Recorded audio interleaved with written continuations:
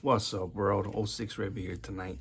So every month I get this newsletter, Kavaiola, in the mail, and it talks about the current events going on in our Hawaiian communities.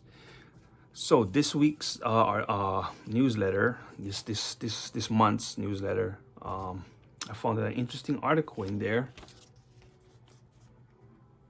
titled "The Myth of the Ceded Land Trust in Hawaii" by Mililani B. Trask, Vice Chair Trustee of Hawaiian Island. So I'm gonna read a little bit of this. So it's Mililani writes, in 1959, when the state of Hawaii was created by the USA, something had happened that never occurred before and has never happened again. Unlike other US states who received their allocations of land for public uses, Hawaii was given its state lands for the public and also for the betterment of the conditions of Native Hawaiians. By federal definition, Native Hawaiian meant that only those who could prove by the white man's documentation that they had 50% or more Hawaiian blood, so they were considered Hawaiian. That racial classification did not include Native Hawaiians who were later defined in federal legislation as persons of Hawaiian ancestry without regard to blood quantum. Native Hawaiian health, education, and services in other critical areas for all Hawaiians are funded through U.S. federal legislation. However, land rights, including rights to ceded lands and Hawaiian homelands, are excluded. Mililani goes on to write, inquiring where is OHA today, or the Office of Hawaiian Affairs, and where they stand on this ceded land issue. For years, Mililani writes, I have tried to get the Board of Trustees to file legal action against the state and the U.S. to attain a comprehensive ceded land trust inventory.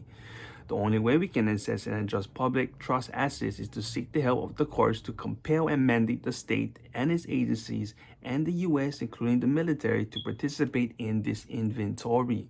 The first legal obligation of all trustees is to identify and inventory all assets, including lands, investment portfolios, resources, including renewable energy resources.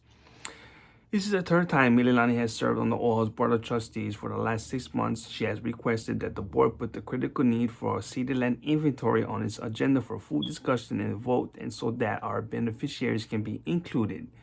But she has not been able to secure that support. Instead, she was told that the inventory will cause problems with others in the state, and it's not a good thing to do in an election year. In a nutshell, ceded lands in Hawaii are for the public betterment and also for the betterment of the conditions of Native Hawaiians. But with a wait list of over 29,000 people, all Native Hawaiians, 50% blood quantum, have not received Hawaiian land, their Hawaiian homes, property, put forth by the DHHL and everything, to give the Hawaiians their stake, in the beneficiaries of the ceded lands. So in a nutshell, that's what it is, guys. Ceded land trust in Hawaii is a myth. It's for the betterment of the public and for the betterment of the conditions of Hawaiians. For me, regardless, 50%, not 50%. Hawaiian is Hawaiian. So